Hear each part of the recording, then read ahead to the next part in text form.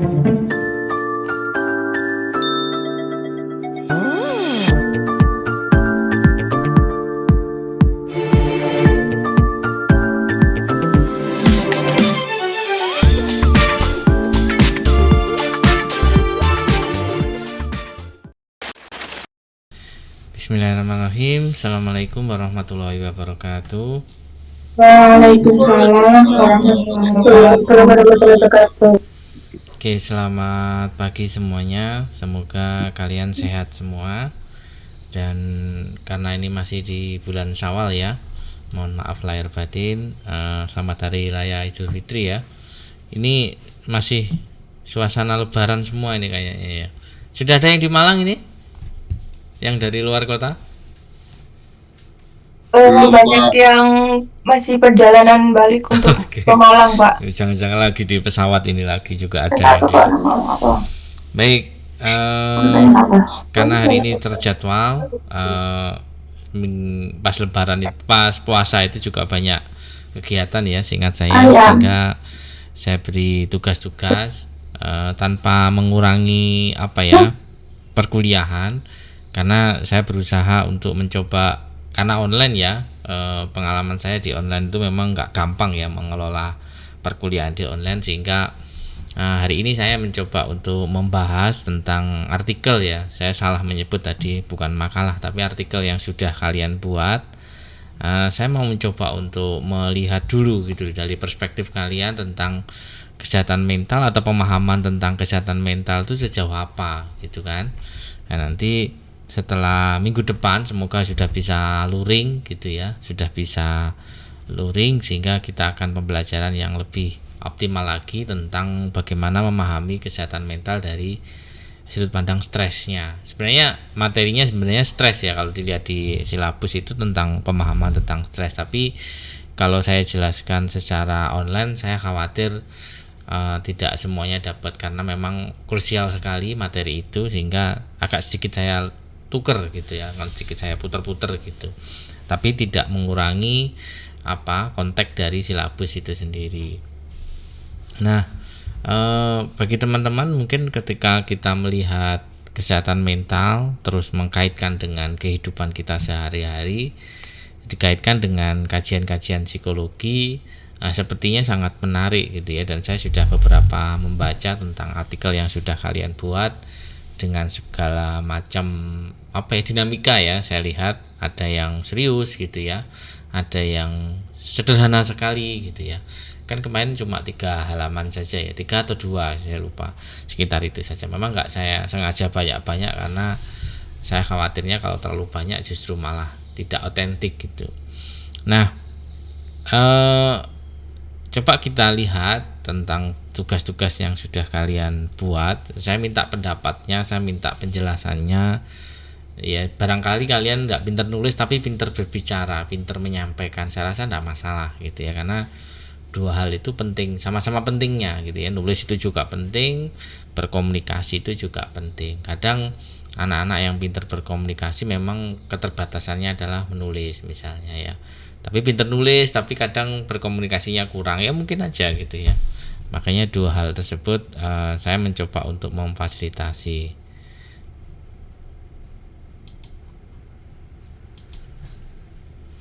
Oke, coba saya acak aja ya. Misalnya Humairah, ada Humairah? Hadir Bapak. Hadir. Kelihatan ya artikel kalian? Iya Bapak. Ya. Coba deh jelaskan singkat aja tentang gimana sih teorinya Abraham Maslow ini dengan dikaitkan dengan kesehatan mental gitu ya. Mungkin bisa dijelaskan secara singkat aja apa yang Anda tulis di sini gitu. Ya Bapak, jadi di artikel tersebut saya menjelaskan kalau dari 5 kebutuhan yang dijelaskan oleh Abraham Maslow itu harus terpenuhi untuk terwujudnya kesehatan mental, yaitu di mana individu merasa aman dan kebutuhan psikologis dan juga kebutuhan fisiknya terpenuhi. Jadi di teori Abraham Maslow itu ada 5 kebutuhan. Jadi yang pertama itu kebutuhan fisiologis. Itu yang dimana kebutuhan akan makanan, minuman, dan juga bahkan bernafas. Nah, pada kebutuhan yang kedua itu kebutuhan safety needs, yang dimana kebutuhan rasa aman, seperti adanya tempat tinggal, terus adanya peraturan di lingkungan, dan juga keamanan yang seperti adanya di provide oleh keluarga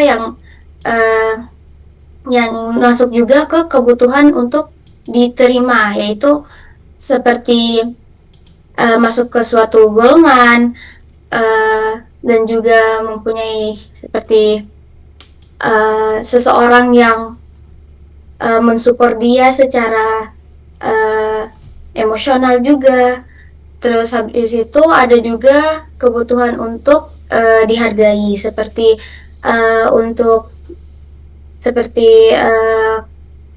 dihargai oleh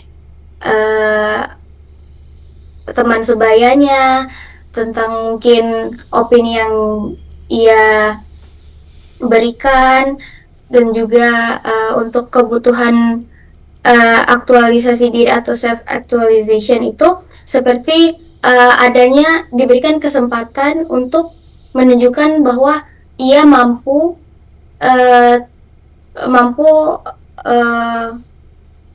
memiliki kemampuan terhadap suatu hal, sehingga ia mampu untuk menunjukkan bahwa dan juga membuktikan bahwa dia itu bisa meningkatkan kemampuannya tersebut. Terus untuk teori Abraham Maslow ini, self actualization, saya kaitkan dengan fenomena yang terjadi pada saat ini, seperti peperangan di Timur Tengah dan juga antara Amerika Serikat. Nah, karena tidak terpenuhinya makanan, minuman, dan juga keamanan akan adanya rumah untuk ditinggal, jadinya basic needs-nya itu nggak ada, Bapak. Sehingga tidak tercapainya sampai ke piramida terakhir, yaitu self-actualization. Sekian dari saya, Bapak. Oke, ini menarik sekali ya kalau kita melihat fenomena-fenomena akhir-akhir ini. Saya kemarin kan juga saya mintanya untuk mencoba melihat dari apa ya, fenomena sehari-hari atau fenomena 2026 ini gitu ya. Nah, terima kasih Humaira, sangat bagus sekali ya.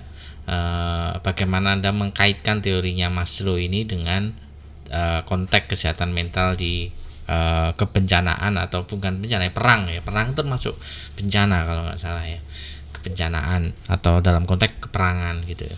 Nah, seperti teman-teman ketahui bahwa sebuah teori itu menjadi sebuah dasar gitu ya. Ketika Anda nanti menjadi seorang psikolog, mungkin kalau Anda pernah lihat konten-konten para psikolog yang sudah berpraktek gitu kan, saya pernah melihat ya salah satu konten, saya lupa namanya psikolognya. Jadi POV gitu ya, POV-nya psikolog dan POV-nya klien gitu. POV-nya klien bercerita panjang lebar gitu kan, POV-nya klien, dan klien juga melihat bahwa psikolog hanya mendengar saja gitu kan. Tetapi sebenarnya POV-nya psikolog tidak hanya mendengar, tetapi mencoba mengkaitkan dengan, jadi dalam pikirannya itu nyabang kemana-mana. Ada teorinya Maslow, ada teorinya tentang hierarki kebutuhan Maslow, atau mungkin teorinya psikoanalis tentang repress, atau teorinya Bronfenbrenner, masalahnya di mana. Jadi pikirannya psikolog itu kemana-mana gitu kan.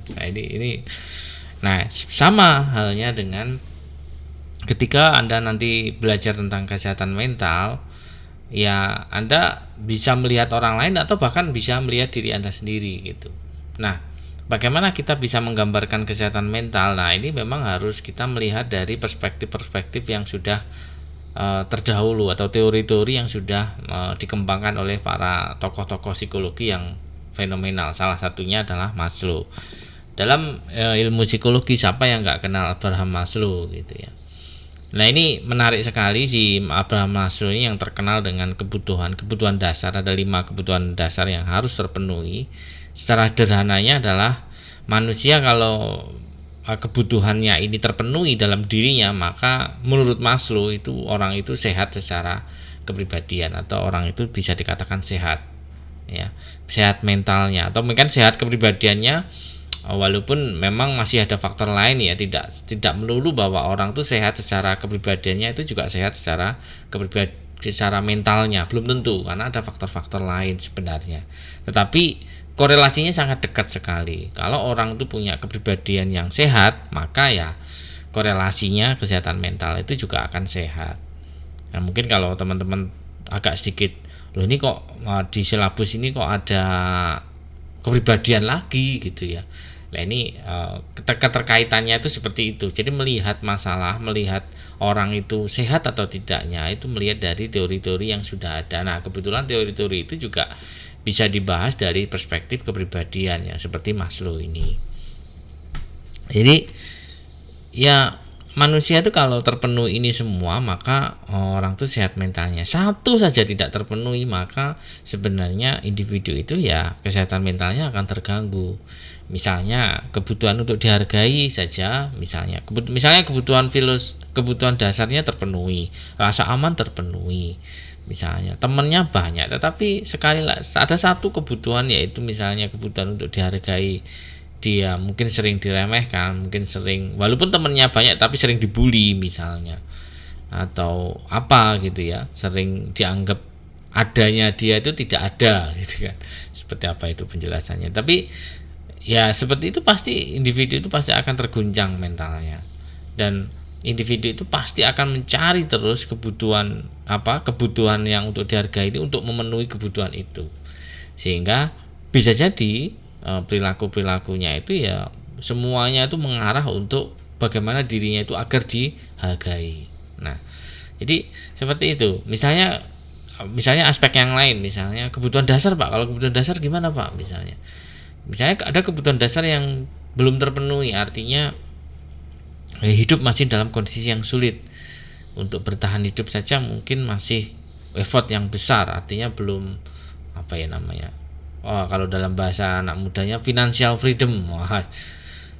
Belum sampai ke sana gitu ya, masih perintis gitu ya, masih benar-benar mencari kehidupan yang, misalnya Anda kuliah sambil kerja misalnya.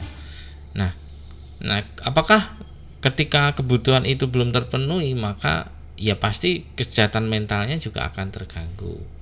Nah, bukan berarti sebenarnya saya katakan jelek ya kuliah sambil kerja, tidak, tetapi pasti akan terganggu tuh gitu ya, minimal pasti stres lah dibandingkan dengan yang semuanya udah siap. Tetapi bukan berarti itu sebenarnya maknanya negatif gitu ya. Kebutuhan itu, setiap manusia itu pasti akan mencari kebutuhan ini, 5 hal ini, tetapi tidak semua orang itu juga menganggap kebutuhan ini penting. Nah gitu, ini penting sekali. Jadi setiap individu itu memaknai kebutuhan ini beda-beda ya teman-teman. Jadi kalau dalam dunia nyata realnya, dalam kasus-kasus tertentu, ini nggak semua orang itu kebutuhan ini tuh sangat diharapkan gitu ya. Nah, ini macam-macam. Kenapa kok bisa seperti itu, Pak? Ya karena perjalanan hidupnya individu itu beda-beda gitu ya. Nah, biasanya ketika orang itu mencari salah satu kebutuhan yang ada dalam Maslow ini, berarti sebenarnya sederhananya kebutuhan itu memang belum terpenuhi dalam hidupnya gitu ya. Misalnya sebagai contoh, rasa aman. Anda dalam kehidupan Anda, dalam perjalanan kehidupan Anda maksud saya, mulai dari TK sampai SMA sampai kuliah sekarang gitu ya. Hidup Anda selalu hidup yang tidak aman. Misalnya Anda sering sama orang tua pisah, misalnya nggak deket, misalnya sering konflik, misalnya sama teman pun juga sering dimusuhi, bahkan sering dibully gitu kan, misalnya. Ya pasti kebutuhan rasa aman Anda itu sangat besar sekali dalam diri Anda. Artinya Anda selalu mencari kebutuhan rasa aman itu secara berlebihan. Nah, nanti bisa dilihat itu dari perilaku-perilaku yang maladaptif, misalnya misalnya pacaran, misalnya melampaui batas. Karena apa? Karena kebutuhan rasa amannya dia pengen pengen selalu ada dengan pasangannya ya, karena ada kebutuhan rasa aman yang besar itu tadi. Jadi dinamikanya seperti itu kalau kita melihat dari teorinya Maslow ini. Satu kebutuhan ini tidak terpenuhi, maka kemungkinan gitu ya, dimungkinkan, namanya hipotesis ya, tetapi tidak bisa dikatakan pasti ya, karena setiap individu itu unik, setiap individu itu punya dinamika sendiri-sendiri. Bukan berarti ini misalnya satu langsung dia patologis, langsung dia kesehatan mentalnya terganggu. Sepertinya tidak bisa seperti matematika gitu ya kalau berbicara kesehatan mental. Tetapi kemungkinan bisa dianalisis dari menurut Abraham Maslow. Misalnya ada kasus tertentu yang dimana kasus itu sangat kuat kaitannya terkait dengan kebutuhan dasar individu. Nah, maka kita pasti akan sebagai psikolog pasti akan lari oh iya, ini coba deh kita bedah dari Abraham Maslow. Seperti itu. Dan kalau kita kaji dalam konteks ini banyak pertentangan ya. Kapan hari saya sempat membuat kajian Maslow ini, saya buat untuk ceramah di masjid gitu ya, bahwa ada tokoh psikologi yang sangat populer, Maslow. Saya jelaskan kebutuhan si Maslow ini kan, kalau Anda lihat sejarahnya, kalau Anda mau lihat sejarahnya lengkap ya, biografinya Maslow, kalau Anda mau lihat coba baca buku biografinya Maslow, ini keren sekali. Jadi sebenarnya memenuhi kebutuhan ini itu ya perjalanan kehidupan Maslow sendiri gitu, Abraham Maslow sendiri gitu ya, bahwa dia sedang mencari apa sih kepribadian, apa sih saya menjadi pribadi yang sehat itu seperti apa gitu, dan seterusnya gitu ya. Akhirnya perjalanan hidup yang panjang itu sampai dirinya sampai meninggal ya menemukan 5 poin ini gitu. Dan yang menariknya kalau Anda baca lihat di buku itu sejarahnya Maslow ini, di akhir hidupnya ini si Maslow itu Maslow ini mulai menyadari bahwa teori kebutuhan Maslow ini ada hal yang kurang gitu ya. Mungkin kalau boleh dikatakan bisa ada revisi, atau mungkin dia belum 100% benar gitu. Ada satu hal yang si Maslow lupakan. Sayang Maslow-nya sudah mulai di akhir usianya gitu ya, sudah mulai melupakan. Ada aspek yang dilupakan oleh Maslow, yaitu aspek ketuhanan. Jadi aspek peran Tuhan terhadap teori ini sama sekali tidak ada. Ini teori-teori ini murni hanya kebutuhan hubungan manusia dengan manusia gitu. Nah, si Maslow itu mulai menyadari bahwa ternyata hidup itu tidak hanya manusia dengan manusia, ada hubungannya manusia dengan Tuhan. Nah, si Maslow ini lupa gitu. Ya karena mungkin orang barat ya sepertinya juga ateis juga gitu. Nah, sehingga dia mulai menyadari bahwa sebenarnya ada satu kebutuhan lagi, yaitu kebutuhan dengan yang maha kuasa gitu. Sehingga kalau kita tarik kesimpulannya, dan dia menyadari ada kelemahan di teorinya itu, dan bahkan dia menyatakan bisa jadi kalau orang itu kebetulan ini masih di bulan Syawal ya. Jadi kalau individu itu dekat dengan yang maha kuasa, maka kebutuhan ini semuanya akan terpenuhi secara otomatis gitu. Nggak usah dicari mulai dari kebutuhan dasar, mulai aman, nggak usah dicari mulai merangkak dari situ, nggak usah. Tapi kalau kita dekat dengan yang maha kuasa, maka ya 5 kebutuhan ini secara otomatis akan terpenuhi. Allah pasti akan memberikan kebutuhan ini kepada kita sesuai dengan porsinya masing-masing. Nah, ini luar biasa sekali. Ini ilmu yang pengalaman yang luar biasa sekali dari seorang Abraham Maslow. Nah, semoga kita bisa mengambil hibrohnya gitu ya, bisa mengambil maknanya, bahwa kalau kita ngomong kebutuhan ya, kalau kita sebenarnya dekat dengannya, maka ya secara tidak langsung sebenarnya kebutuhan kita nggak usah risau akan kebutuhan-kebutuhan ini gitu. Karena apa? Karena memang kebutuhan-kebutuhan ini sifatnya hanya sementara kan gitu. Rumah, kita meninggal juga rumah nggak dibawa, punya pakaian, mobil gitu ya, iPhone 17 Pro Max gitu, ketika kita meninggal ya nggak kita kubur gitu ya, nggak kita kubur bersama kita. Jadi ya sifatnya sementara, sehingga kita nggak perlu risau akan hal ini. Nah, kalau kita nggak perlu risau dan kita pasrah sama yang di atas, maka kebutuhan ini secara tidak langsung sebenarnya akan terpenuhi. Nah, ini belajar ilmu tauhid sedikit gitu ya. Oke, terima kasih Mbak Umairah. Mbak Umairah mungkin memilih temennya siapa gitu yang pengen diminta presentasi. Nah, ini saya bacakan. Oh, bisa nggak dilihat? Ayo. Pengen siapa?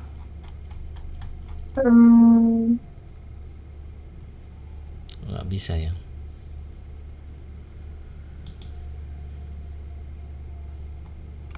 Mungkin Nah, ini ada judul-judulnya nih. Nah,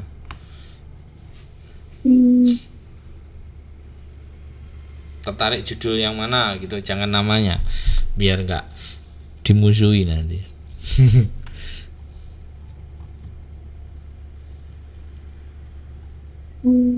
Tertarik judul apa? yang ini Bapak, krisis identitas di era digital. Prabdita ya. Iya Bapak. Nah, silahkan Prabdita ada. Nah, ini satu lembar ini, luar biasa nih Prabdita ini. Satu lembar saja. Prabdita. Ya Pak, izin. Di sini itu latar belakangnya saya mengambil dari pengalaman saya yang pernah saya alami. Ya, lebih tepatnya ke teman saya. Di sini lebih merujuk ke kenakalan remaja, tapi ada kaitannya juga sama kesehatan mental dalam era digital sekarang ini. Jadi ada sangkut pautnya. Di sini saya mengambil teori dari psikososial Erik Erikson, di mana dia ini menjelaskan identitas versus kebingungan peran. Nah, secara singkat, teman saya ini lagi di tahap sangat fase krisis ekonomi juga, dan juga secara krisis langkah kedepannya dia bagaimana. Ini waktu masa remaja Pak ya, di waktu kelas 11 SMA-nya. Jadi waktu itu teman saya mengalami krisis ekonomi dan kesehatan mental terganggu sampai dia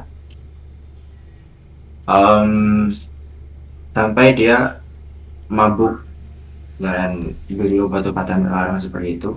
Nah, dalam sudut pandangan saya, faktornya itu dia depresi banget di era lingkungan juga dia tuh sangat buruk, di mana dia sangat menjauhi lingkungan yang positif, yang dimana dia lingkungan positif itu bisa mengubah dia tuh berkembang yang lebih baik. Iya, tetapi dia memilih jalur jalan yang salah.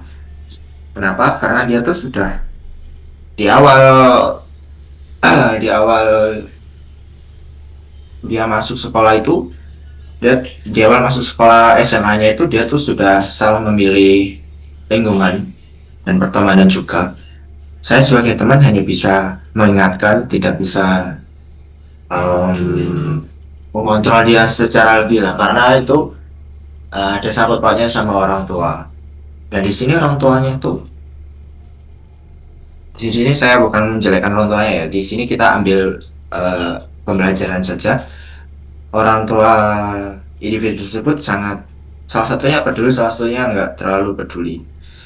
Jadi dimana dia tuh waktu dia mau menginjak di akhir sekolahnya, dia tuh secara mental tuh dia bingung, ekonomi juga. Akhirnya dia memilih bekerja.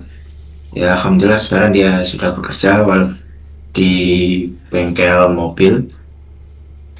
Nah, untuk penyebab depresi remaja itu hanya faktor yang mempengaruhi dalam diri individu masing-masing anak, hingga risiko non spesifik berasal dari keluarga dan lingkungan sekitar. Bentar Pak.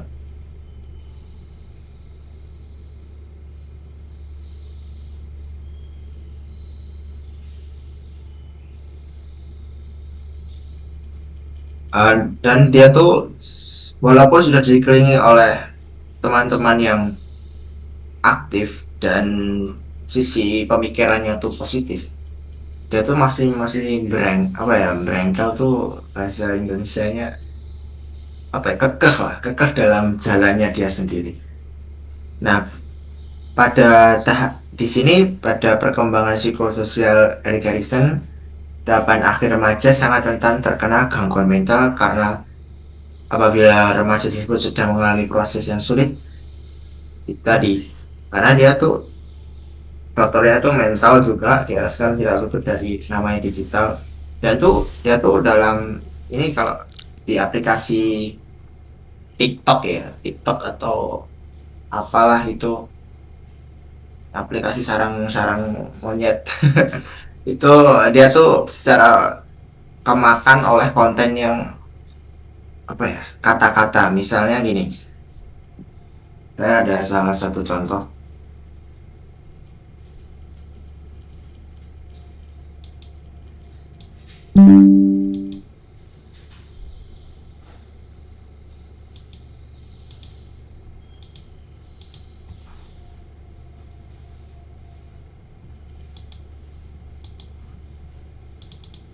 Ini mungkin kelihatan ya ini. Aduh, kelihatan lagi. Dibacakan aja. Oke, terima kasih untuk setiap pertemuan dan perasaan. Intinya dia tuh ini benar kata-katanya itu memotivasi dia untuk grow up, untuk upgrade dirinya sendiri. Tapi dia tuh lama kelamaan tuh dia bergantung sama kata-kata itu. Jadi dia tuh nggak mau melakukan hal yang di kata-kata ini, tapi dia hanya bergantung pada kehalusinasiannya saja. Jadi kayak stupid kan, karena kalau apa dia tuh kemakan kata-kata motivasi seperti itu juga termasuk salah satu kerusakan digital menurut saya. Dan satu lagi dia tuh kalau FOMO dia tuh mengikuti tren masa kini itu apa, terus dia selalu ikut-ikutan, nggak mau kalah dengan yang lain seperti itu. Literasi kemudian kalau di soundcloud outkan sama artikel milik saya ini cukup berhubungan, tidak lebih, karena saya ini hanya di artikel saya mengambil dari beberapa sumber yang berbeda. Jadi nggak salah satu faktor saja, ada FOMO juga, ada kebingungan kesehatan mental juga. Dan kesimpulannya, menjaga kesehatan mental di tengah kepungan layar gadget karena perkara mudah bagi remaja masa kini. Kita bisa kok sebenarnya di masa kini tuh gadget tuh sudah sukses banget di era remaja. Karena apa? Kita punya gadget, tinggal search, kita bisa cari uang di sini juga, kita bisa cari informasi segala apapun yang mungkin dosen belum memberitahu atau apa, informasi di luar sana yang masih banyak. Tapi kebanyakan remaja sekarang tuh menyalahgunakan dengan bergantung dengan gadget dengan informasi yang salah. Mungkin di sudut pandang lain informasi itu benar, apa yang dia lihat itu ada gap lah, tapi gapnya tuh nggak selalu nggak dekat tapi jauh. Jadi kayak manusia tuh disuruh secara logika tuh disuruh berpikir dulu, gimana tuh orang bisa menyampaikan informasi ini tapi kita tuh bisa melangkah seperti orang itu. Tapi kebanyakan manusia tidak melakukan hal itu. Banyak individu tuh hanya meniru plek ketiplek. Contoh salah satunya itu ya itu tragedi peristiwa trading yang ingin sukses secara kaya raya secara singkat. Nggak ada namanya kaya raya secara singkat. Dia spend uang 400 juta, gagal, loss, dia miskin. Ya itu dia tuh secara logika, secara berpikirnya kurang karena informasinya ditelan secara mentah-mentah. Itu menurut saya itu kurang dari lingkungan juga, dan bisa jadi pemberitahuan bisa jadi di masa sekolahnya itu dia tuh hanya tiduran, nggak terlalu mendengarkan apa yang guru atau dosen yang Oke. apa Mas Prabdita, menurut Mas Prabdita sendiri seorang remaja itu kan ini konteksnya krisis identitas ya. Jadi kalau ya kita konteksnya Erik Erikson ini kan memang identitas vs kebingungan peran. Kalau individu itu masuk ke bingungan peran, maka dia akan bisa patologis gitu kan. Kalau remaja ini krisis identitas, maka dia nggak punya siapa, nggak punya jadi diri gitu ya. Siapa dirinya, sehingga seperti Mas Prabdita tadi, apa trennya ini ikut ini, trennya ini ikut ini, dan dia nggak terombang-ambing akan hal itu gitu kan, dan nggak tahu sebenarnya dia itu siapa kan gitu ya. Kalau menurut Erik Erikson kan seperti itu. Nah, menurut Mas Prabdita sendiri sebagai remaja ya, kira-kira harus seperti apa ya biar di era digital ini kan luar biasa sekali ya. TikTok itu meracuni kita sedemikian rupa gitu ya.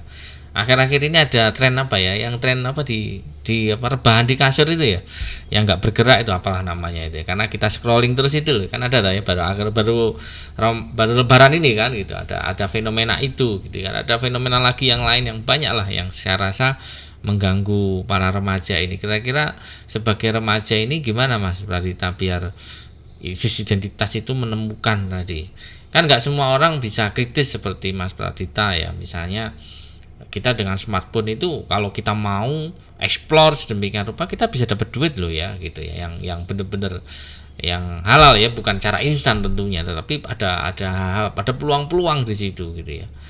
Menurut Mas Pradita sendiri gimana Mas kira-kira? ya izin Pak, izin jawab. Ini dari sudut pandang saya Pak. Ya ya. Kalau dari sudut pandang saya waktu balik sebelum masuk SMA, saya akan belajar sungguh-sungguh em, di apa bidang akademik, karena jujur saya sekolahnya itu swasta, SMA-nya swasta. Saya dulu kepingin SMA negeri karena gap swasta dan negeri di daerah saya itu sangat jauh, seperti itu Pak. Jadi itu harus saya, walaupun saya sudah belajar di sekolah, tapi saya merasa kurang. Jadi kalau misal nih saya in another life saya di sekolahnya di SMA negeri, saya akan belajar di bidang em, ekonomi sama teknologi, karena itu sangat improve pada tahun yang akan datang gitu Pak. Dan kalau saya sudah di perkuliahan sekarang ini, saya mungkin hanya mengikuti beberapa organisasi saja, mungkin nggak banyak, cuman satu atau dua saja cukup. Setelah itu saya akan improve di luar kampus, karena saya merasa kita dapat experience nggak harus di kampus juga kan Pak, harus juga.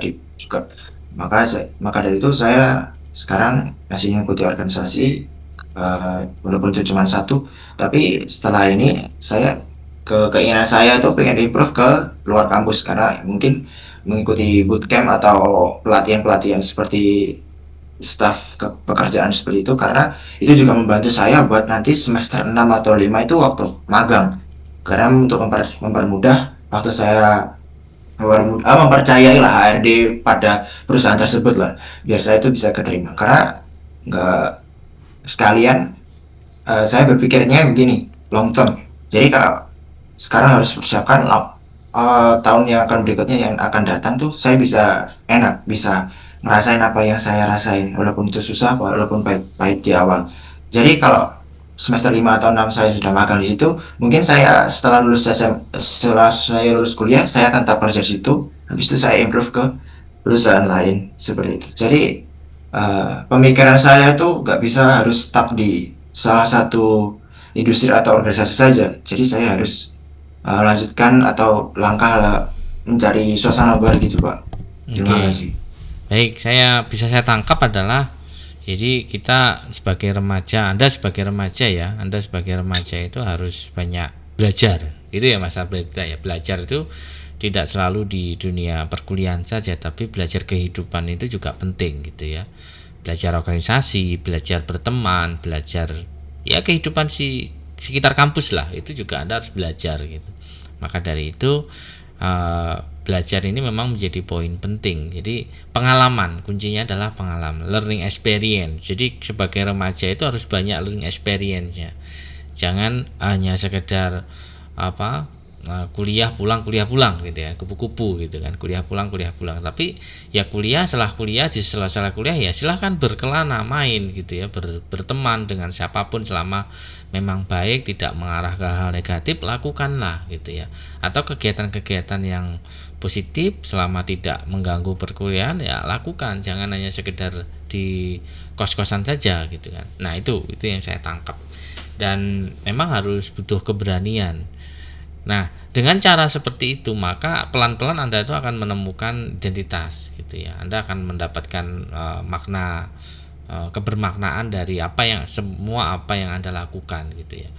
Nah, justru disitulah gitu ya, peran-peran patologis itu akan berkurang. Kalau Anda semakin sedikit aktivitas, maka ya kemungkinan akan mengarah ke patologis itu akan lebih cepat gitu ya. Kesehatan mental Anda akan mudah terganggu dibandingkan dengan remaja-remaja yang banyak aktivitas, banyak teman, banyak bergaul dengan sana sini. Saya yakin kesehatan mentalnya akan kuat gitu.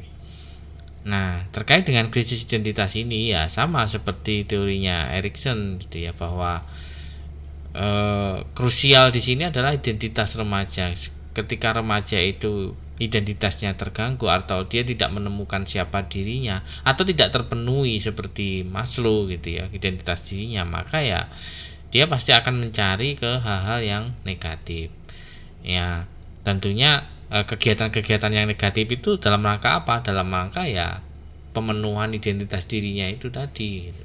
Sebagai contoh misalnya tadi Mas Parita memberikan contoh ketika seorang remaja membuat status tentang motivasi atau mengkutip atau menirukan atau membuat konten lagi yang serupa, yang sama gitu kan, dari konten-konten yang ada. Sebenarnya kan bisa dikatakan sebenarnya dia, kalau dalam bahasa psikologi psikoanalis, sebenarnya dia sedang denial kan gitu. Sebenarnya yes, dia pengennya seperti itu tapi dia nggak sanggup kan gitu. Nah itu kan konsep dari proyeksi gitu kan. Salah satu teknik mekanisme perdagangan dirinya psikoanalis yang sifatnya proyeksi itu dia pengen menyampaikan sesuatu tapi sebenarnya dia sendiri nggak bisa mencapai itu gitu. Atau dia sendiri sebenarnya sedang berjuang dalam hal konteks itu gitu. Nah ini yang harus perlu dipahami. Dan konteks digital itu memang sangat krusial ya. Bahkan akhir-akhir ini kan sudah mulai ada pembatasan ya. Tapi di anak-anak gitu ya. Kalau remaja ke atas sepertinya sudah, remaja akhir atau remaja tengahan seperti kalian sepertinya tidak ada wacana sekali pembatasan. Tetapi sekarang ini saya tadi pagi baru aja baca koran. Hari ini ada salah satu dosen pascasarjana mana ya tadi membuat tulisan di Jawa Pos itu bahwa digitalisasi di era sekarang dan masa yang akan datang itu ini sangat mengkhawatirkan gitu. Sekarang ini banyak orang bingung atau orang itu terganggu terkait dengan karena kontennya gitu. Misalnya Anda buat konten, mungkin saya bertanya nih, ada nggak yang di sini?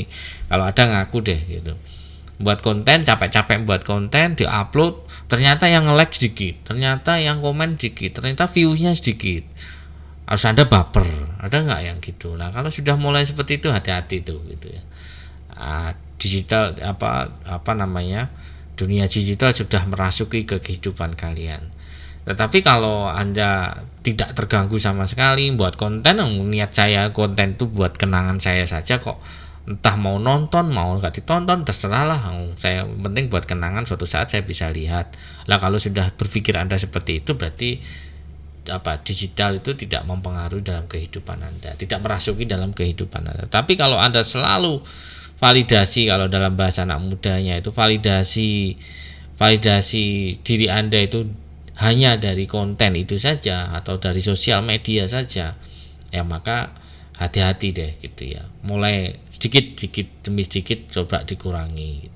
Kalau kebahagiaan Anda itu hanya dilihat dari berapa banyak orang yang melihat konten Anda atau berapa banyak orang yang memuji kalian di dalam dunia sosial media, nah itu hati-hati deh gitu ya. Hati-hati kalau Anda sudah mulai ketergantungan di situ, hati-hati.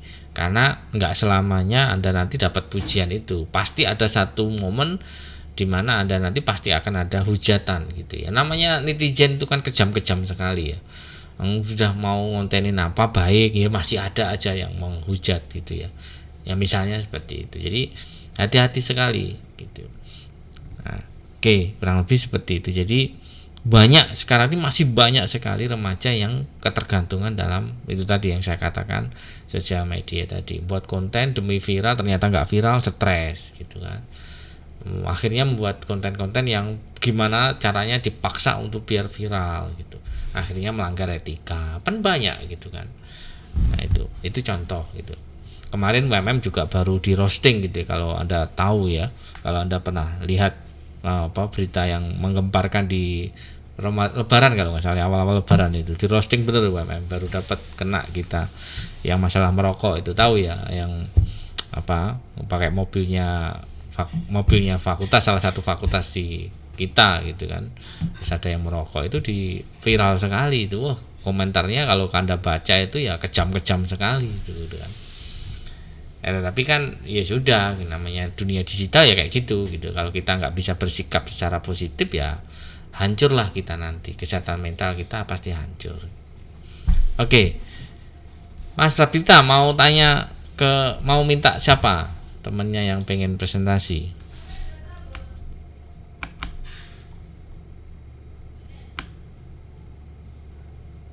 Tertarik apa? Kalau digital lagi, ada lagi yang lain digital, coba.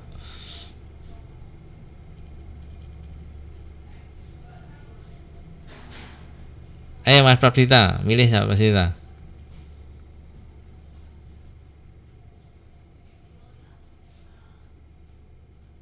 Ini Pak, teoritis kesehatan mental dalam perspektif psikologi kognitif Pak. Ini Ya Pak. Andika. Ya. Andika ada Andika. Ada Bapak. Silahkan Andika. Tak bukakan. Dah. Jadi untuk tinjauan teoritis kesehatan mental dalam perspektif psikologi ini, yang dimana menurut saya kesehatan mental adalah kondisi yang sangat penting karena berhubungan dengan cara kita berpikir, merasakan dan bertindak dalam kehidupan sehari-hari. Yang dimana seseorang yang sehat secara mental biasanya mampu mengendalikan emosi, menghadapi tekanan, serta beradaptasi dengan lingkungan sekitar. Dan di era sekarang tekanan hidup semakin tinggi, Pak. Dan baik dari akademik, pekerjaan maupun sosial, sehingga kesehatan mental menjadi isu yang semakin relevan. Dalam perspektif psikologi kognitif, kesehatan mental sangat dipengaruhi oleh cara seseorang berpikir, yang dimana artinya itu bukan hanya kejadian yang menentukan kondisi kita, tetapi bagaimana kita menafsirkan kejadian tersebut. Jika seseorang memiliki pola pikir yang negatif, maka ia lebih mudah stres atau cemas. Sebaliknya, jika kita mampu berpikir lebih rasional dan lebih positive thinking, maka ia akan lebih mampu menghadapi masalah dengan baik. Yang dimana contohnya kita bisa lihat pada teman-teman mahasiswa yang mendapatkan banyak tugas, ada yang merasa sangat tertekan dan panik. Tetapi yang dimana juga ada beberapa mahasiswa yang bisa mengatur waktu dan menyelesaikan tugasnya dengan tenang. Dalam perbedaannya terletak pada cara berpikir dan menyikapi situasi tersebut. Dan untuk kesimpulannya, kesehatan mental tidak hanya dipengaruhi oleh faktor luar, tetapi oleh pola pikir kita sendiri. Yang dimana oleh karena itu penting bagi kita untuk melatih secara berpikir yang lebih positif dan realistis, agar kita dapat menjaga kesehatan mental kita sendiri dan menjalani kehidupan dengan lebih seimbang. Seperti itu, Bapak. Ya, baik. Terima kasih Mas Andika ya, luar biasa. Oh, Jadi dalam perspektif kognitif ini penting sekali. Bahkan penyakit-penyakit yang mematikan, salah satu ya, bukan semuanya, salah satu penyakit-penyakit yang mematikan itu bisa jadi penyebabnya itu karena pola pikir gitu ya. Contoh apa? Stroke misalnya. Stroke itu kan salah satu penyakit mematikan kan ya.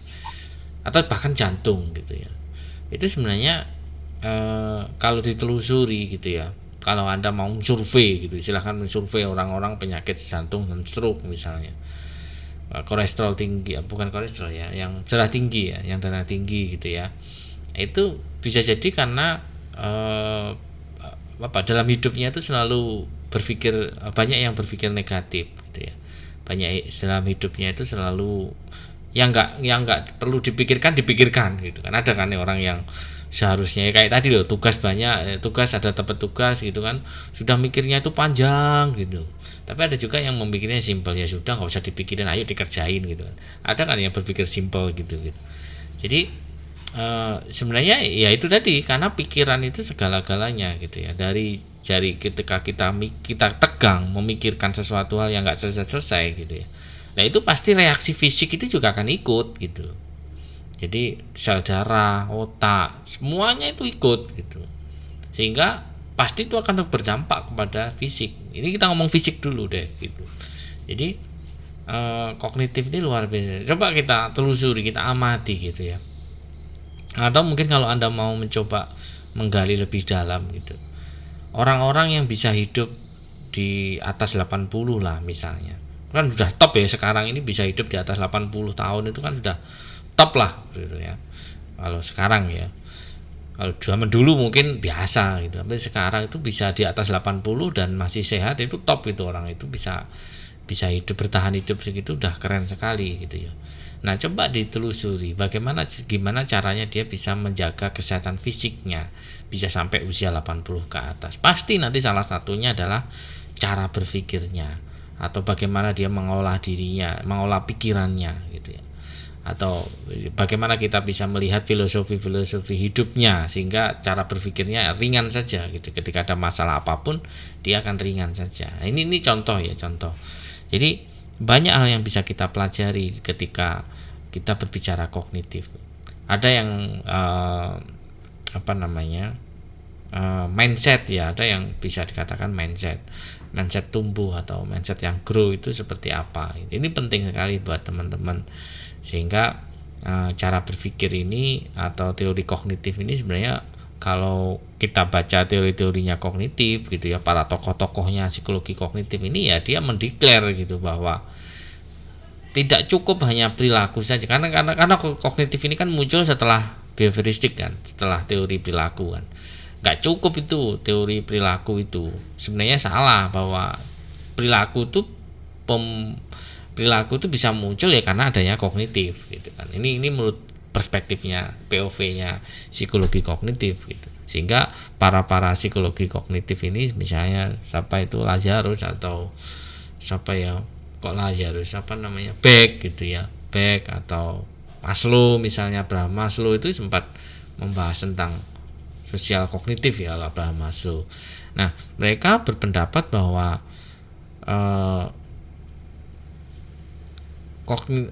cara berpikir seseorang itu akan menentukan bagaimana perilaku ke depan gitu.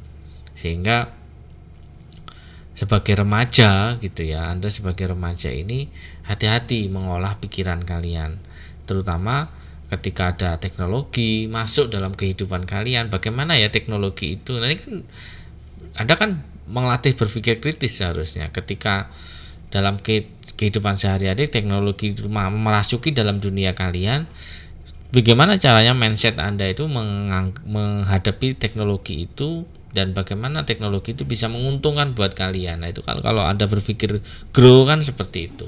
Tidak hanya jadi follower saja, tidak hanya jadi pengikut saja, tetapi Anda juga harus membuat gitu ya, harus juga bahkan menjadi trendsetternya gitu. Sehingga orang itu bisa mengikuti kalian, bahkan ide-ide kalian itu diterima di dalam dunia digital gitu. Itu keren sekali ini. Dan salah satu contoh yang dekat sekali patologis atau orang yang nggak sehat secara mental itu terkait dengan kognitif itu ya depresi sebenarnya. Karena emosi itu diawali dari kognitif kan. Mungkin nggak kalian tuh tiba-tiba emosi tanpa ada pemikiran, tanpa ada pemikiran yang salah gitu kan, nggak mungkin.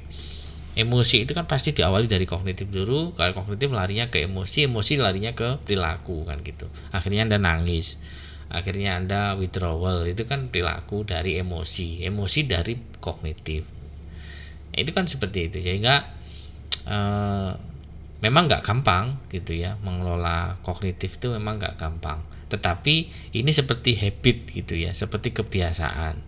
Dan habit ini, cara berpikir ini sebenarnya kalau kita telusur lagi ya sebenarnya dilihat dari bagaimana perjalanan Anda, kehidupan Anda sebenarnya.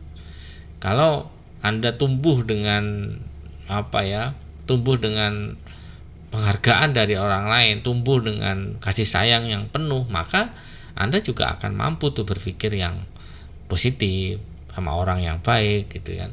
Tapi kalau hidup Anda itu selalu selalu mendapatkan ancaman-ancaman, selalu mendapatkan stres, tekanan-tekanan yang berlebihan, dan sehingga membuat Anda tidak percaya diri gitu ya, maka ya Anda akan membuat Anda menjadi pribadi yang seperti itu juga gitu. Sehingga ketika hidup Anda banyak hal-hal yang negatif, maka sebaiknya Anda segera patahkan itu, segera lawan, rubah untuk menjadi yang lebih positif, hidup yang lebih positif gitu ya. Karena pengalaman itu juga berharga gitu ya.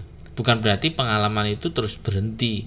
Bukan berarti misalnya kalau Anda mendapatkan pengalaman lebih banyak pengalaman negatif, bukan berarti ke depan tuh Anda nggak bisa merubah menjadi positif, enggak gitu. Yang terpenting adalah Anda butuh kesadaran gitu. Sehingga kalau Anda sudah sadar, maka pelan-pelanlah rubah pengalaman-pengalaman yang negatif itu menjadi hal-hal yang positif, menjadi ibaratnya ya, menjadi motivasi gitu ya, menjadi sumber energi bagi Anda untuk melangkah yang lebih baik gitu, atau bahasa sederhananya menjadi bahan bakar kalian untuk tumbuh dan berkembang itu. Makanya keren sekali, bahkan ada pendapatnya Viktor Frankl gitu ya, nanti di materi saya ada, nanti saya share. Bahkan orang-orang yang bisa tumbuh dan menemukan makna hidup itu kadang orang itu harus menderita dulu gitu. Orang kalau dengan menderita itu pada akhirnya akan menemukan satu makna yang mendalam, sehingga makna itu akan dipegang sampai kapanpun dan dia bisa tumbuh dan berkembang berdasarkan makna itu. Sebenarnya keren sekali sih kalau bisa sampai seperti itu. Jadi tapi harus ada pengalaman yang negatif. Berarti bukan berarti berarti harus menderita dulu ya Pak. Ini kata Viktor Frankl gitu. Memang iya gitu. Tapi ya tidak harus gitu kan, tidak harus seperti itu. Nah, seperti itu ya, kognitif ini penting sekali perannya di dalam kesehatan mental, karena kalau Anda tidak bisa menjaga pola pikir kalian, maka pasti akan terganggu tuh kesehatan mentalnya. Kalau nggak percaya silahkan coba deh, seminggu ini cobalah berpikir negatif terus saja. Nah, rasakan kira-kira gimana yang Anda rasakan. Atau coba sekali lagi dalam 1 minggu cobalah berpikir yang positif aja. Atau tuliskanlah, misalnya ada namanya gratitude letter itu ya, atau nggak usah gratitude letter terlalu panjang lah. Coba silahkan experience dalam kehidupan Anda. Coba sehari, kalau mungkin Anda yang punya masalah terkait dengan emosi ya sekarang ini, coba deh dalam sehari Anda tuliskan 3 hal yang membuat Anda bahagia. Setiap harinya Anda tulis apapun lah. Kalau sampai nggak bisa ya saya bisa bernafas hari ini, itu kan sudah bahagia kan. Coba nggak bisa bernafas, butuh oksigen setiap menitnya berapa itu duitnya kan gitu. Misalnya sampai separah itu misalnya. Coba rasakan seminggu gitu Anda tulis, terus nanti setelah minggu Anda evaluasi. Pasti nanti kan ada efeknya dalam diri Anda. Oh iya, ternyata hidup Anda, saya walaupun seperti ini ternyata masih ada sisi-sisi positifnya. Itu salah satu cara mengatasi orang yang sudah konteksnya depresi, salah satu cara gitu ya. Jadi saya ingin mencoba memberikan experience kepada kalian bahwa kalau nggak percaya silahkan coba gitu ya, begitu pentingnya kognitif ini atau cara berpikir ini. Oke, mungkin sampai dari sini dulu. Ada yang mau bertanya dari 3 tadi? Yang pertama tentang ini ya, yang kedua tentang, yang ketiga ini kognitif, yang kedua ini tentang teknologi ya. Mungkin ada yang mau bertanya?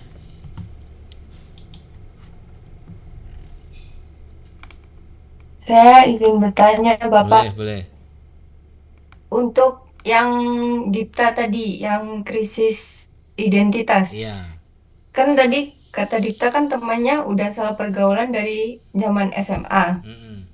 Itu eh, ke hal yang negatif. Ini teman saya posisinya dia di hal positifnya. Cuman kelihatan dia seperti krisis krisis identitas. Kalau misal gampangnya itu dia itu nggak punya pendirian dirinya sendiri gitu, Pak. Kayak misal nih temennya pakai baju ini, dia bakal ikut-ikutan. Terus Hmm. yang paling parahnya contoh aslinya dia waktu mau pemilihan jurusan ke universitas, Hmm. dia itu tidak tahu mau pilih apa. Terus nanti jenjang ke pekerjaannya itu apa. Jadi saya yang menentukan eh, menentukan jurusannya karena dia benar-benar nggak tahu gitu Pak.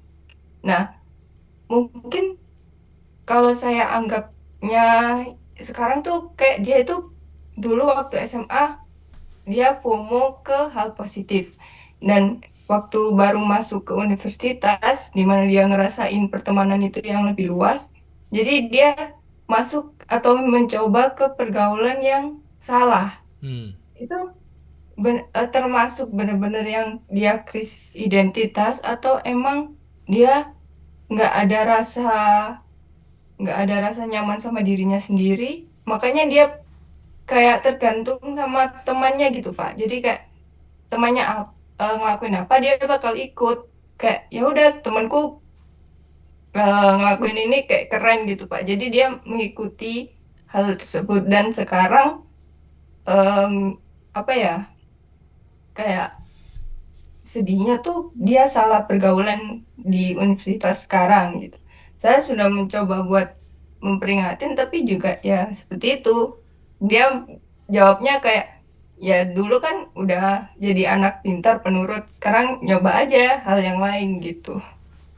Oke, baik Mbak Lintang ya, Mbak Tata. Jadi kalau kita melihat, jadi tidak sesimpel itu. Kalau kita melihat bahwa usia-usia kalian, usia-usia remaja, mahasiswa itu kan remaja tengah ke akhir gitu kan. Nah, ya kalau kita lihat dari segi perkembangan, dari segi perkembangan teori perkembangan manusia remaja itu kan memang hal yang paling krusial itu kan identitas diri itu. Nah, ya karena sedang mencari identitas diri. Nah, yang jadi masalah itu adalah ketika seorang remaja sedang mencari identitas diri tanpa ada arahan, tanpa diarahkan orang tua, tanpa ada pendamping dari kedua orang tuanya atau orang-orang yang dia sayangi gitu ya, atau figur-figur yang dia kagumi. Itu kalau sampai figurnya itu salah gitu ya, ya jadi seperti Mbak Lintang ceritakan tadi, jika kehilangan figur gitu. Nah kalau lihat temennya gini ikut, oh nggak enak ya, ternyata ganti figur lagi yang lain, ganti, akhirnya sampai dia kebingungan sendiri. Nah kalau kita teorinya kan gitu, dia sedang mencari kan, mencari identitas diri siapa dia dan pengakuan dari, dan sedang mencari identitas diri itu bisa didapatkan dari figur-figur dari orang-orang terdekatnya seharusnya. Nah berarti kalau peran orang tua di sini menjadi hal yang sangat penting sekali sebenarnya. Sehingga kalau peran orang tua kurang mengarahkan, kurang memberikan arahan, memfasilitasi atau bahkan melarang gitu ya, atau mungkin membatasi gitu ya, ya jadinya seperti itu. Atau dulu gitu ya, dulu anak penurut dan seterusnya bisa jadi karena banyak tuntutan. Jadi anak itu kurang diberikan kebebasan. Wis pokoknya main, pokoknya misalnya pokoknya A nggak boleh B, sehingga anak kan pasti akan berontak kan. Nah berontaknya adalah ketika dia ada bom waktu, itu sudah lama, bom waktunya ya baru akhir-akhir ini misalnya, sehingga waktu remaja dia bisa berontak karena dia sudah punya energi besar, punya identitas diri, punya kekuatan yang besar, dari perkembangan pun juga kuat, berani, sudah bisa berpikir kritis, ya dia bisa berontak gitu. Sehingga ya yang terjadi adalah seperti itu. Nah gimana caranya, saran kalau udah seperti ini gimana Pak? Sulit, dinasihatin kayak apapun sulit. Yang bisa kita lakukan adalah ya kita hadir aja dalam kehidupannya, kita ada aja dalam kehidupannya. Misalnya kalau kamu butuh aku siap mendengarkan keluh kesahmu, itu aja cukup. Nggak usah dinasihatin, nggak usah diceramai, nggak usah dimarahi gitu, cukup didengarkan saja. Saya yakin ketika Anda itu hadir mendengarkan mereka, memahami mereka dengan hadir dalam kehidupannya, saya rasa nanti suatu saat pasti akan membutuhkan kalian, dan apa yang Anda sampaikan pasti akan didengarkan. Jadi gitu caranya. Kalau mau dinasihatin kayak apapun sudah sangat sulit, karena memang ya itu tadi, dia punya definisi identitas menurut versinya dia sendiri. Nah, itu yang harus Anda cari, apa ya, oh dia identitas seperti itu, ya sudah, itu yang dia kuat, yang dia pegang akan seperti itu, dia akan terus mencari itu. Sebagai contoh ya, saya pernah menangani kasus, biar ini relate dengan pertanyaan Mbak Lintang gitu ya. Ini ada seorang anak pondok gitu, yang intinya bermasalah di pondok, dan akhirnya konsultasi dengan saya, orang tua dan anak konsultasi dengan saya gitu. Dan si anak ini ya karena remaja di SMA, konteksnya SMA, levelnya SMA gitu. Nah, dia memang mendeklar dia mau membuat dirinya itu dia sedang mencoba, memang dia pengen bermasalah di pondok itu. Dia mendeklar bahwa saya pengen jadi orang yang paling bermasalah di pondok ini. Apa yang dia, kenapa kamu melakukan itu, mengapa kamu melakukan, setelah panjang ceritanya, akhirnya dia cerita bahwa dia mau melakukan itu karena ya dia pengen orang tuanya itu salah terhadap dirinya, bahwa di pondok itu tidak selalu membuat anak yang jadi anak yang baik. Dia mau melawan itu dengan cara apa? Dengan cara bahwa di pondok itu ya saya menjadi anak yang paling bandel gitu ya, paling bermasalah. Biar apa? Biar pemikiran orang tuanya itu salah. Sampai seperti itu. Sehingga orang tua biar sadar bahwa apa yang dilakukan orang tua itu tidak selalu benar kepada anaknya. Bayangin, sampai seperti itu kasus ini. Kasus seorang remaja itu berusaha mencoba membuktikan kepada orang tuanya. Padahal niat orang tua kan baik ya. Apa ada loh niat orang tua ke pondok itu jelek, itu kan nggak ada kan. Tetapi bagi anak kan tidak mudah kan gitu. Tidak mudah untuk menerima itu. Nah, sehingga proses ini panjang, ya akhirnya saya mencoba mematahkan pemikiran itu. Kan ini kognitif jadinya. Ya, identitas diri tadi awalnya dari kognitif tadi. Ya pelan-pelan saya patahkan pemikirannya, dan akhirnya dia mulai menyadari. Dan kalau sudah menyadari, pelan-pelan perilakunya dia berubah menjadi baik. Akhirnya dia bisa baik. Kan gitu. Ini contoh kasus real ya dalam kehidupan sehari-hari. Ya seperti itu Mbak Lintang. Jadi sebenarnya mereka ini sedang mencari identitas diri. Bahayanya adalah kalau belum menemukan, atau dia masih proses mencari. Nanti kalau sampai menemukan figur yang negatif, ya jadinya pasti akan negatif. Sampai dia mendapatkan pemahaman, atau sampai mendapatkan figur lain yang membuat dia sadar, terus akhirnya dia berubah menjadi lebih baik pelan-pelan. Intinya gitu aja Mbak Lintang. Baik, terima kasih Bapak. Bisa dipahami ya Mbak Lintang ya, punya gambaran ya dinamikanya ya. Jadi nggak terus tiba-tiba, nggak terus ini, nggak. Saya yakin itu proses yang panjang. Intinya proses yang panjang itu. Coba ditelusuri aja, tanyakan aja waktu kamu kecil itu kayak apa sih sama orang tua. Kamu tuh hidupmu dan orang tua kayak apa sih? Kita pasti nanti kan ketemu lah dinamikanya gitu kan. Kalau Anda anak psikologi harus bisa menghubung-hubungkan itu. Oh, makanya dia gini. Orang psikologi itu kan gitu kan. Terkaitkan peristiwa-peristiwa di masa lalu, memprediksi perilaku yang akan datang. Itulah kekuatannya orang psikologi gitu. Dibandingkan dengan orang non psikologi pasti nggak bisa, karena nggak belajar tentang perkembangan, nggak belajar tentang kepribadian sehat itu kayak apa, pasti nggak akan tahu gitu. Kalau anak psikologi harus bisa, karena ya sudah dipelajari semuanya kan gitu. Oke, ada lagi yang lain?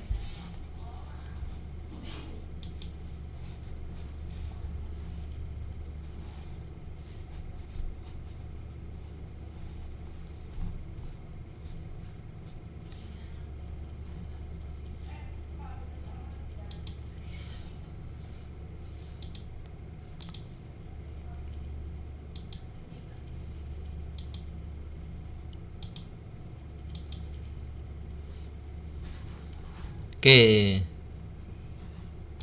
Satu lagi Ya, siapa kira-kira? Tapi terakhir siapa tadi? Mas Andika ya? Siapa Iya, Mas Bro. Andika? Milih temennya Mas Andika. Yang mungkin belum dibahas yang agak beda gitu. Apa?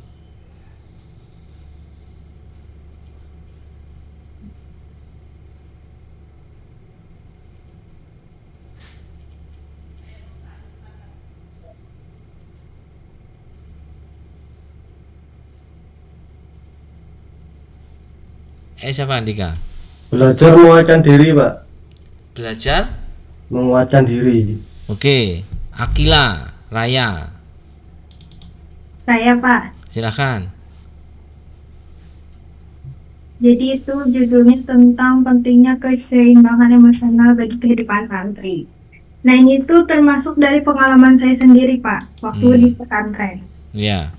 Nah, jadi kunci utama kesehatan mental santri itu kayak terutama tuh pada mereka hidup dalam lingkungan pesantren. Jadi mereka tuh hidup penuh dengan aturan, jadwal padat, serta jauh dari keluarga. Jadi santri itu tidak hanya dituntut kuat secara akademik dan agama, tapi juga harus kuat secara mental dan emosional. Nah, jadi kesehatan mental tuh mereka tidak sekedar stres, tapi mereka itu di situ harus mampu memahami diri sendiri, bisa mengelola emosi, tetap produktif, serta mampu berinteraksi sosial dengan baik. Nah, jadi pendekatan teori psikologi yang saya ambil itu tuh dari teori Erik Erikson sama teori Abraham Maslow. Jadi teori Erik Erikson tuh mereka tuh di situ, bentar Pak. Nah, tentang identitas versus kebingungan. Jadi kan mereka tuh masih usia belasan tahun. Mereka tuh masih bingung sama mencari fase jati diri sendiri. Jadi santri itu mengalami krisis identitas, kebingungan arah hidup. Terus di teori Abraham Maslow tuh tentang humanistik, manusia tuh kan punya kebutuhan dasar, terutama kasih sayang, rasa aman, serta penghargaan. Nah, jadi kalau santri itu kadang mudah stres, kehilangan motivasi, serta merasa tertekan. Karena faktornya itu tentang kayak, kan mereka tuh sering menghafal kan Pak. Nah, jadi mereka tuh menghafal tuh dituntut harus bisa menargetkan. Jadi itu mengakibatkan beban mental mereka sering, apalagi terutama santri yang baru. Nah, santri baru ini kadang ada yang belum bisa mengaji atau tentang tentang belum paham agama lah. Jadi mereka tuh kadang bingung. Serta mereka tuh homesick atau rindu keluarga, terutama pada santri baru. Nah, jadi solusi yang bisa itu tuh agar santri itu tidak hanya pintar tapi juga sehat mental secara emosional. Nah, artikel ini yang saya buat itu kehidupan pesantren itu bukan hanya membentuk kecerdasan akademik dan spiritual, tetapi juga memberikan tekanan emosional yang mencakup besar. Oleh karena itu, keseimbangan emosional menjadi hal yang sangat penting agar santri itu mampu berkembang secara utuh, baik secara mental, sosial, maupun akademik, gitu Pak. Ya. Kalau menurut pengalaman Mbak Akila sendiri, bagaimana Mbak Akila bisa keluar, bisa menjaga emosi, bisa tadi ya kondisi santri, kehidupan santri itu kan nggak gampang ya. Tadi Mbak Akila sudah cerita bahwa ini aturan, tuntutan, tekanannya banyak gitu kan, tuntutannya juga banyak kan gitu, tugas-tugasnya juga banyak misalnya. Itu Mbak Akila sendiri gimana cara mengelola emosi biar tetap tenang, bisa terjaga gitu? Pengalaman Mbak Akila sendiri gimana? Waktu itu saya emang bener-bener pure kayak kosong gitu loh Pak, nggak paham cara ngaji. Kan ngaji mereka di sana itu kayak hafiz gitu loh Pak, hafiz hafizah. Jadi mereka tuh kayak bernada, terus beda gitu loh sama saya yang yang masalahnya tuh kayak ngaji tuh cuma ngaji aja gitu loh, nggak, masih kurang panjang pendeknya. Sedangkan teman-teman saya tuh udah kayak hebat gitu loh ngajinya. Jadi saya tuh kadang kebingungan. Jadi kadang tuh ustadz yang ngajarin saya tuh nyuruh kayak, kamu ngaji sama ini, sama kakak kelas yang bisa. Jadi kadang saya diajarin gitu. Tapi orang tua saya kadang ini kan, saya pernah Kayak saya termasuk orang yang pernah nangis di hadapan orang tua. Jadi saya tuh nahan diri gitu gimana caranya. Jadi saya tuh kadang belajar sama kakak kelas yang di kamar atau di mana. Oke. Jadi tetap berusaha, intinya gitu aja ya. Iya. Tetap berusaha walaupun banyak kendala-kendala, tetap berusaha.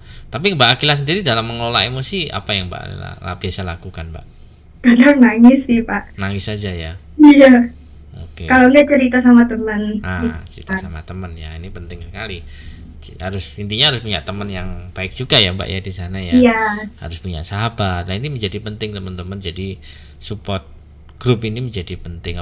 Dukungan sosial ini, dukungan sosial ini menjadi penting sekali. Individu ya, konteksnya individu. Jadi orang-orang yang misalnya ya namanya manusia itu kan makhluk sosial, nggak mungkin lah kita hidup sendiri gitu. Sehingga perbanyaklah teman gitu, sehingga ketika Anda punya masalah yang pelik gitu ya datangi teman-teman kalian, ceritakan ke teman-teman kalian. Kalau teman-teman Anda baik, saya yakin pasti akan berempati kepada kalian dan Anda bisa mendapatkan solusi yang positif. Minimal mendapatkan support lah, minimal Anda itu nggak sendiri lah gitu. Nah intinya gitu aja lah. Intinya jadikan diri Anda itu pokoknya nggak sendiri gitu aja. Kalau ada masalah, ada teman, ada ini. Kalau Anda bisa sampai ada Tuhan, ada Allah, itu tambah keren sekali. Tapi kalau belum sampai ke sana, nggak usah terlalu jauh dulu. Ya minimal ada teman-teman kalian lah. Gitu. Jadi kalau punya masalah, masih ada temanku yang bisa mendengarkan, ada temanku yang mau peduli padaku. Insya Allah kalau Anda seperti itu terbebas dari gangguan mental yang serius. Tetapi kalau Anda sudah mulai menjauh, nggak punya teman, menyendiri, dan itu sudah bahaya, itu udah mulai mendekati ke arah patologis. Makanya hal yang harus bisa dilakukan yang paling sederhana itu ya itu tadi, cerita sama teman atau menangis sendiri nggak apa-apa, tapi jangan jadi kebiasaan. Nanti takutnya ya mengarah ke sana kan, sendiri jadi akhirnya menyendiri terus kan gitu, nggak bisa bergaul dengan teman. Oke, seperti itu ya Mbak Akila. Ini sedikit sharing pengalaman Mbak Akila di kehidupan santri. Oke, saya rasa cukup ya. Saya ingin menyampaikan materi sedikit gitu tentang apa yang kita bahas hari ini, yaitu tentang bagaimana sih kepribadian atau perspektif teori psikologi gitu ya, kaitannya dengan kesehatan mental. Ini menjadi poin penting. Udah kelihatan ya?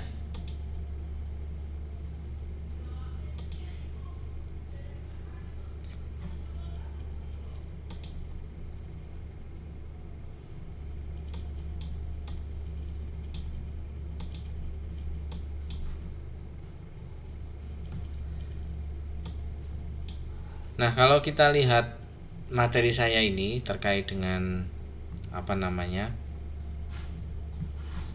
slide saya kelihatan ya? Kelihatan. Oke. Nanti kan saya share, nggak semuanya saya jelaskan ya. Nanti silahkan dibaca-baca sendiri. Jadi bagaimana ya kalau kita melihat perspektif kepribadian, karena memang yang paling dekat tadi sudah saya singgung, yang paling dekat dengan teori-teori psikologi itu ya sebenarnya teori kepribadian gitu. Bagaimana kepribadian yang tumbuh dan berkembang atau kepribadian yang sehat itu seperti apa, sebenarnya sudah dibahas di mata kuliah psikologi kepribadian semester 1 ya, ada ya semester 1 apa sekarang kayaknya ya, sedang on the way ya, saya lupa.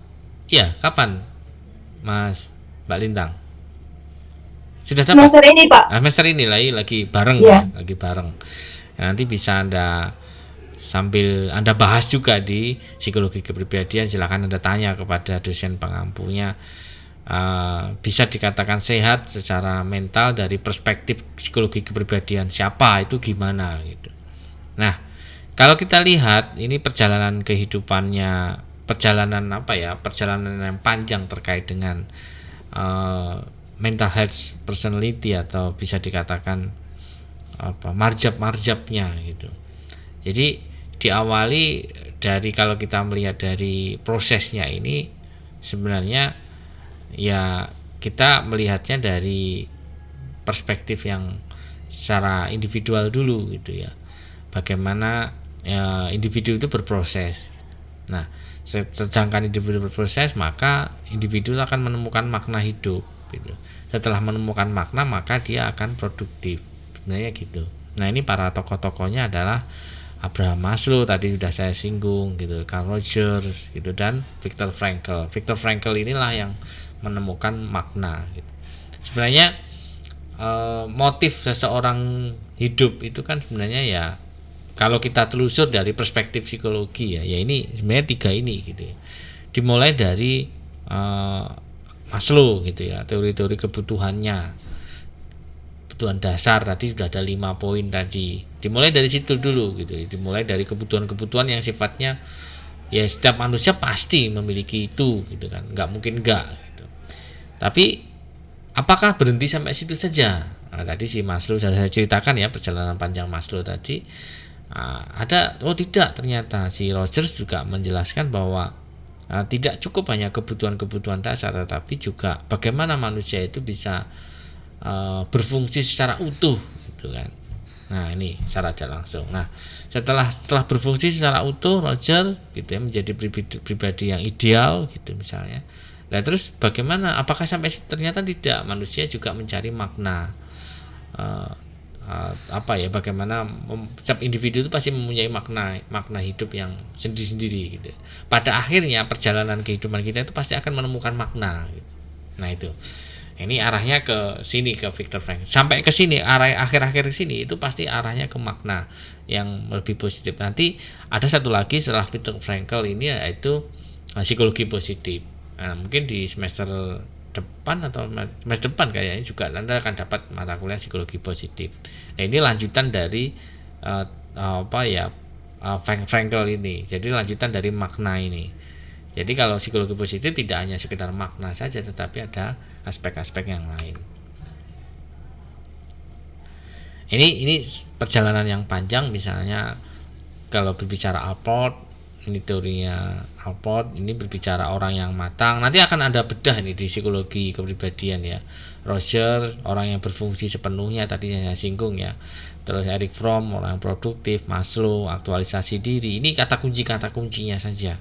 Jung adalah orang yang terindividualisasi gitu ya.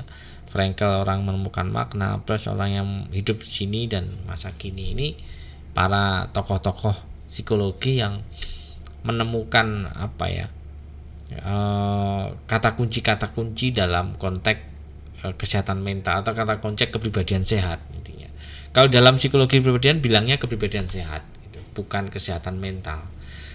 Jadi teman-teman ketika membahas tentang kepribadian sehat ini jangan disimpulkan bahwa orang sehat secara mental tuh hanya memiliki kepribadian sehat menurut para tokoh ini. Tidak gitu. Ini bagian kecil saja. Nanti bagian yang lain saya jelaskan setelah kepribadian gitu. Salah satu orang bisa dikatakan sehat secara mental memang harus memiliki kepribadian sehat. Ini salah satu saja, tapi bukan satu-satunya ya. Nah, ini yang saya garis bawahi. Jadi nggak bisa Anda samakan. Pak, apa bedanya perspektif kepribadian sehat dengan kesehatan mental? Ya beda. Kalau kepribadian sehat hanya dari sudut pandang kepribadian saja, tapi kalau kesehatan mental lebih dari kepribadian. Jadi ada faktor-faktor yang lain. Nanti saya jelaskan ya di mata kuliah ini akan dibedah gitu. Kenapa ada kepribadian? Memang salah satunya kepribadian biar bisa biar terkonek dengan mata kuliah psikologi kepribadian. Mungkin sepertinya tidak akan saya bahas banyak.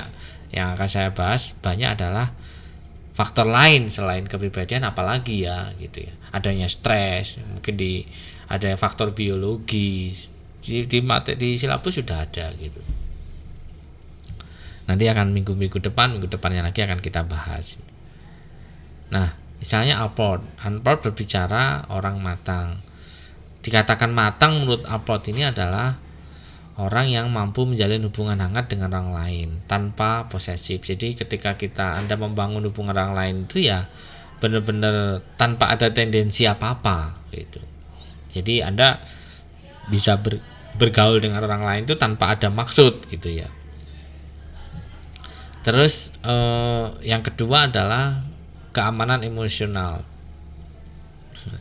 mampu menerima diri dan emosi, tidak mudah meledak. Artinya kontrol dirinya itu bagus individu itu. Dia bisa menerima dirinya secara optimis, dia bisa melihat mana yang harus direspon, mana yang nggak harus direspon, mana yang harus di-keep, mana yang harus dia berani melawan misalnya. Itulah orang-orang yang mampu menjaga kondisi emosionalnya. Terus yang terakhir adalah ini tadi, makna. Alport pun sebenarnya sudah berbicara makna ya, tetapi ya bilangnya nggak makna hidup, tetapi bilangnya adalah pandangan hidup yang menyatukan atau filsafat hidup misalnya, atau tujuan hidup lah. Mungkin Alport berbicaranya masih tujuan, belum makna gitu. Terus berkembang ke arah ini salah satu tahapan perkembangan ya, kalau kita melihat tahapan perkembangan si identitas diri ya tadi ya. Ini jadi kalau dari kasus-kasus yang pernah Anda ceritakan tadi, baik siapa tadi, Pradita atau Tata, Lintang tadi yang cerita-cerita tentang masalah-masalah diri tadi, bisa dibedah dari perspektif ini. Bagaimana ya setiap individu itu kok memiliki perspektif yang salah? Bagaimana ya individu itu kok sampai krisis identitas, sampai dia nggak tahu, sampai dia mudah FOMO, mudah terpengaruh dan ya bisa melihatnya dari sini saja. Coba di fase-fase ini terpenuhi nggak kebutuhan-kebutuhan ini? Perkembangan ini bermasalah nggak di fase-fase ini? Kalau di salah satu fase ini bermasalah, saya yakin fase berikutnya juga akan bermasalah. Bahkan ada teori perkembangan itu, satu tahapan perkembangan tidak terpenuhi, maka perkembangan berikutnya itu akan terganggu. Jadi misalnya fase bermain Anda itu belum terpenuhi gitu ya, mungkin sampai sekarang Anda masih seperti kekanak-kanakan. Anda suka bermain, bermain Anda sekarang kan ya nggak mungkin main kelereng, tapi mainnya dalam konteks yang lain. Misalnya Anda suka main otomotif, main motor. Mungkin orang-orang yang anak-anak remaja yang suka main otomotif motor itu bisa jadi fase bermainnya mungkin belum terpenuhi gitu. Bisa jadi ya fase bermain, masa anak-anaknya itu nggak terpenuhi, entah karena ya banyak faktor lah gitu ya. Nah itu mungkin saja gitu ya, sehingga bermainnya itu dalam konteks yang lain, bahkan sampai tua pun gitu ya. Kalau berlebihan loh ya, tapi kalau hanya sekedar hobi, saya rasa sih tidak masalah untuk menghilangkan penat. Tapi kalau sampai berlebihan, misalnya kalau Anda pernah tahu seorang kolektor, misalnya ada seorang tua terus punya koleksi motor sampai 10, nah ini kan berlebihan tuh. Sampai dikoleksi sedemikian rupa, mulai tahun berapa sampai berapa dia punya gitu. Nah itu kalau sudah berlebihan seperti itu, sebenarnya bisa jadi ada tahapan perkembangan yang terganggu atau belum terpenuhi, sehingga dia berusaha memenuhi di usia-usia yang sudah akhir itu dengan konteks yang berbeda, tapi prinsipnya adalah bermain, kepuasan diri, dia memuaskan dirinya. Bermain itu kan memuaskan dirinya, pokoknya senang kan gitu. Nah, itu. Atau mungkin beda ya, ini bisa jadi seperti itu, atau memang hanya just hobi. Kalau hobi memang beda lagi ya. Tapi saya yakin pasti ada motifnya. Hobi itu pasti ada juga pendorongnya. Barangkali kalau pendorongnya patologis ya pasti hobinya ekstrim gitu. Nah itu aja lah gitu. Terus Rogers berkembang ke Rogers gitu ya, bahwa Rogers itu berpikir bahwa manusia itu orang yang bisa dikatakan kepribadian matang itu orang yang bisa berfungsi secara sepenuhnya gitu. Jadi bahkan ada terapinya Rogers yang sangat fenomenal, itu adalah person centered terapi. Jadi terapi berpusat pada klien. Si Rogers berpendapat bahwa individu itu mampu pribadi yang luar biasa, sehingga dia bisa menyelesaikan masalahnya sendiri sebenarnya. Makanya terapi berpusat pada klien. Jadi klien itu mau apa gitu ya. Kalau intinya terapi itu adalah dari sekian banyak masalah yang dihadapi, intinya kamu mau apa gitu kan. Kalau mau ini ya sudah lakukan gitu. Jadi intinya seperti itu. Kamu harus tahu, kamu harus bisa mengambil keputusan sendiri, kamu harus tahu langkah-langkah yang harus kamu lakukan, kamu harus sadar apa yang akan Anda lakukan itu kamu harus menyadari sepenuh hati. Nah itu Rogers gitu ya. Sehingga kalau sudah seperti itu, maka bisa dikatakan kalau dia bisa menjalankan aktivitas, dia sadar apa yang akan Anda dia lakukan sehingga dia menjadi pribadi yang berfungsi sepenuhnya gitu. Nah, ini berbicara Rogers gitu. Dan si Rogers punya konsep yang sangat bagus sekali, yaitu bagaimana menjadi pribadi yang tanpa syarat gitu. Jadi ketika dia melakukan sesuatu itu tidak embel-embel karena orang lain, tidak embel-embel karena biar diakui, biar diterima, enggak, tetapi di dalam melakukan kegiatan sehari-hari itu ya karena memenuhi kebutuhan diri sendiri gitu. Tidak ada syarat apapun, ya sudah, saya senang saya lakukan, selesai gitu. Saya pengen melakukan ini, saya pengen menyelesaikan masalah terkait ini, ya sudah, lakukan, selesai gitu. Jadi inilah cara berpikir Rogers gitu. Nah, ini bagaimana aktualisasi diri Rogers ini sampai ke masa usia yang tua. Jadi masa-masa sampai masa lansia itu juga nanti pasti akan ke sana arahnya.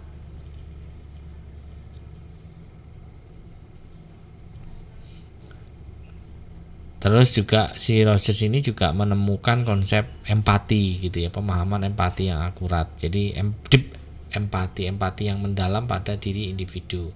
Jadi para terapis ini memahami kondisi klien itu sedalam-dalamnya, sehingga si klien itu merasa dipahami, klien itu merasa dibimbing dalam menemukan siapa dirinya atau bisa menemukan potensi yang ada dalam dirinya, sehingga dia bisa tumbuh dan berkembang dan menggunakan pola pikir yang masih ada dalam dirinya, yang itu bisa nanti menjadi penolong ketika dia ada masalah-masalah yang serius. Ini mungkin arahnya yang Rogers dalam penundaan sukses gitu aja ya. Terus berikutnya adalah Eric Fromm. Eric Fromm ini juga sama gitu ya. Kebutuhan-kebutuhan, menyesuaikan diri kebutuhan global dan seterusnya. Ini lebih ke arah menjadi pribadi yang produktif lah gitu. Jadi pribadi-pribadi yang produktif ini, kata Eric Fromm, maka itulah salah satu ciri-ciri orang yang sehat, kepribadian yang matang atau kepribadian yang sehat. Ini double ya. Nah ini. Nah berikutnya adalah Maslow. Tadi sudah saya singgung ya, Maslow proses tahapannya gitu ya. Ada bahasa Maslow yang belum saya singgung tadi, yaitu peak experience, pengalaman puncak. Setiap manusia itu pasti punya pengalaman puncak gitu ya. Peak experience inilah yang pada akhirnya manusia itu menemukan makna hidup. Pada akhirnya manusia itu menemukan siapa dirinya dan dia harus ngapain, itu pada akhirnya pasti ada gitu ya. Dan peak experience itu bisa berulang-ulang. Maksudnya di masa remaja dapat, di fase dewasa dapat, di fase lansia dapat gitu ya. Tapi di anak-anak belum. Yang jelas di fase remaja ke atas itu peak experience itu bisa berulang, bisa bisa tambah lagi gitu. Misalnya kalau Anda saya tanya gitu ya, di peak experience Anda di fase remaja awal apa, di fase remaja akhir apa, sekarang apa, saya yakin pasti Anda bisa menyebutkan itu gitu. Kalau Anda sampai belum bisa menemukan, berarti belum menemukan, ya tidak apa-apa gitu. Artinya peak experience itu tidak hanya sekali aja dalam hidup, saya yakin akan banyak. Misalnya Anda habis kecelakaan misalnya, nah pasti bisa jadi Anda mendapatkan pengalaman yang peak experience. Ternyata kecelakaan itu nggak enak ya, ternyata seperti ini, ternyata mengerikan sekali gitu. Oleh karena itu setelah itu pasti Anda akan berhati-hati gitu, akan lebih mudah mengalah kalau berkendara misalnya. Itu kan dari pengalaman puncak Anda ketika Anda mengalami kecelakaan misalnya. Ini contoh aja. Berikutnya adalah Jung. Tadi yang Maslow sudah saya singgung banyak ya. Jung ini juga berbicaranya itu lebih ke personal gitu ya. Jadi setiap individu itu punya warisan biasanya warisan generasi gitu ya, warisan dari leluhur gitu, kalian gitu. Ini pendapatnya Jung ya. Jadi ada sisi positif di dalam manusia, itu ada sisi positif, ada sisi yang negatif gitu. dan manusia itu pada akhirnya dibentuk oleh dua hal itu. Sehingga si Jung ini berpendapat bahwa setiap kepribadian itu ada dua mata gitu ya, kanan dan kiri, atau dua sisi lah, ibaratnya dua sisi gitu. Itu yang selalu dipikirkan oleh Jung. Nah, ini contohnya struktur kepribadian Jung adalah ego, personal unconscious, dan collective unconscious. Nah, ini yang paling terkenal adalah collective unconscious ini, ketidaksadaran kolektif. Nah, itu tadi yang mau saya sebut. Jadi ini gimana Pak ceritanya ketidaksadaran kolektif ini? Jadi setelah saya usia sekarang ini ya 40-an gitu, saya menyadari bahwa kadang itu ada benarnya juga teorinya Jung ini. Apa yang saya lakukan itu juga dilakukan oleh orang tua saya, dilakukan oleh kakek nenek saya, bahkan bisa dilakukan oleh buyut-buyut saya gitu. Jadi itulah yang namanya ketidaksadaran kolektif. Kalau saya dibesarkan dengan hidup yang misalnya demokratif, dibesarkan dalam hidup yang suka membantu orang lain, dibesarkan dalam hidup yang dipercontohkan, diteladankan oleh orang tua saya adalah sering berbagi baik sama orang lain, ya pasti hidup saya akan seperti itu gitu. Itu kan ketidaksadaran kolektif. Mungkin sebaliknya, kalau dalam hidup saya kakek nenek saya atau bapak saya atau orang tua saya ini penjahat misalnya ya, saya dibesarkan dalam hidup yang serba kejam gitu ya, ya mungkin saya akan menjadi pribadi yang kejam sekali. Mungkin membunuh orang itu biasa gitu, mungkin ya gitu. Itulah yang namanya ketidaksadaran kolektif. Nah, coba deh Anda telusuri tuh kalau mau kakek nenek Anda, kalau orang tua Anda kan Anda bisa melihat. Kalau kakek nenek Anda coba ditelusuri, tanya-tanya pada orang tua kalian, tanya-tanya kepada orang-orang sekitar di rumah kalian dulu. Kakek nenek saya dulu tuh orang yang seperti apa? Nah, secara tidak langsung kalau Anda mendapatkan jawaban-jawaban itu, secara tidak langsung sebenarnya ini teorinya Jung loh ya, bukan saya yang ngomong ya. Ini menurut Jung ya, menurut teorinya Jung bahwa manusia perilaku ketidaksadaran kolektif itu akan terbentuk dalam dirinya. Ini contohnya seperti itu.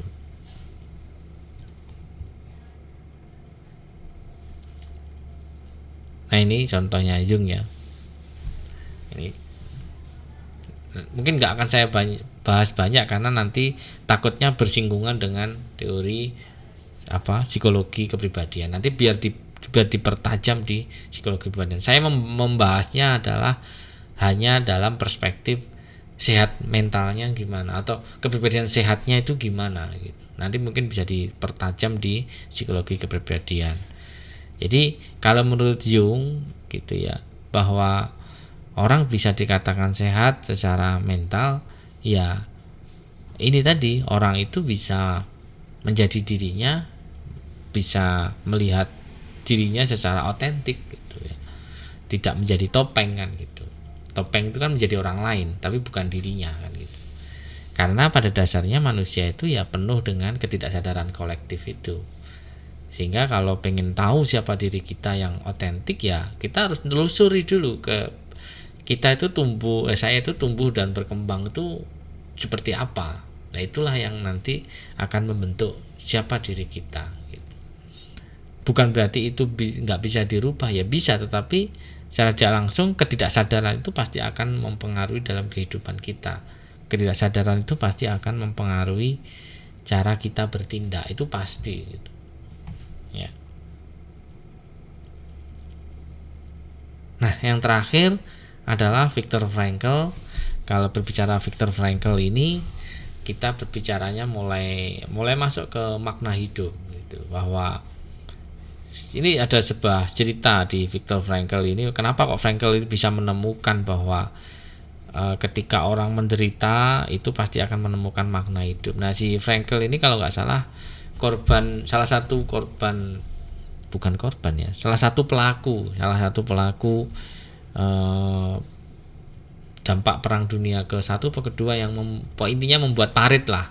Frankl itu salah satu orang yang membuat parit di era penjajahan zaman dulu gitu ya. Dia mendapatkan siksaan, dia mendapatkan tempaan yang keras dalam hidupnya ya karena di fase itu gitu. Pada akhirnya dia bisa menemukan teori-teori justru di penderitaan, di fase-fase dia menderita itu justru dia menemukan makna hidup yang bagus sekali. Dia menemukan kajian-kajian teologi yang sangat kuat sekali. Ini salah satu contohnya ya, logoterapi ini salah satu miliknya Frankl gitu. Bagaimana kita bisa menjadi pribadi yang menerima, terus mengambil hikmah. Intinya apa ya? Self tendency ya. Jadi manusia itu melebihi dari tujuan yang lebih besar. Jadi tidak hanya sekedar tujuan yang sifatnya nyata, tetapi tujuan yang sifatnya bahkan yang tidak nyata. Ini kalau dikaitkan dengan Islam sudah sangat dekat sekali gitu ya, bahwa orang-orang yang sudah level tertingginya dalam konteks Islam, tadi ada yang dari pondok ya, mungkin bisa menambahkan kebahagiaan. Kalau yang saya tahu adalah kebahagiaan sajalah. Kebahagiaan yang tertinggi manusia itu di dalam perspektif Islam adalah ya, kalau saya mengutip dari Al-Ghazali ya, menjadi pribadi yang ma'rifatullah gitu. Pribadi yang sangat dekat dengan Allah dan mengenal Allah gitu kan. Ma'rifatullah itu kan mengenal Allah. Nah, orang-orang yang sudah mengenal Allah secara mendalam itu pasti dia hidupnya bahagianya levelnya yang sudah tertinggi. Nah, itu ada tingkatannya sih sebenarnya. Ini jadi ceramah agama nanti jadinya. Intinya itu aja lah yang tertinggi gitu ya. Ya sama sini tadi loh, berbicara self transcendency tadi. Jadi melampaui diri sendiri. Jadi kebermaknaan itu tidak hanya semata-mata hanya untuk dirinya, tapi sudah jangka yang sangat panjang, bahkan melampaui batas itu tadi. Terus kesehatan mental itu menemukan alasan untuk tetap hidup. Jadi kata si Frankl, orang-orang yang bisa sehat secara mental itu adalah orang yang selalu punya alasan kenapa dia hidup gitu. Dia tahu kenapa kok dia bisa hidup. Dia tahu kesehatan mental itu untuk apa, karena dia tahu alasannya untuk hidup itu untuk apa. Ya tadi kalau kata Al-Ghazali ya, berarti untuk mengenal Allah itu dengan cara apa ya? Melakukan kebaikan-kebaikan kan gitu. Apa yang disuruh oleh Allah dan apa yang dilarang oleh Allah, ya sudah melakukan itu saja. Nah itu kan, ya sudah itu. Jadi banyak kan gitu. Yang Allah tuh menyuruh kita kan banyak sekali. Terus Allah melarang kita kan juga banyak sekali. Ya itu, ya sudah itu saja kan gitu. Nah ini nggak gampang melakukan itu kan, nggak gampang gitu. Oke. Terakhir saya menyinggung karena ilmu pendekatan psikologi itu sampai ke sini, sampai ke psikologi positif. Ini saya tambahkan sendiri. Dalam konteks psikologi positifnya Seligman itu adalah ya kepribadian yang bertumbuh atau berkembang. Jadi kalau ada singkatannya PERMA gitu ya. PERMA itu adalah P-nya yang pertama positive emotion, itu emosi positif itu. Yang E-nya engagement atau keterlibatan atau flow gitu ya, orang yang terlibat, orang yang aktif, orang yang engaged gitu ya, orang yang memiliki aktivitas yang banyak gitu. Nah, coba Anda yang terakhir, ilmu psikologi yang paling, kesehatan mental yang paling terupdate itu ya ini. Kalau kita lihat ini ya, grafik alur keilmuan psikologi. Jadi yang sebelum-sebelumnya tadi itu era psikologi tradisional atau kuno. Nah, kalau yang Seligman ini era psikologi modern. Nah, kalau psikologi modern ya ini tadi ada 5 itu tadi, PERMA tadi.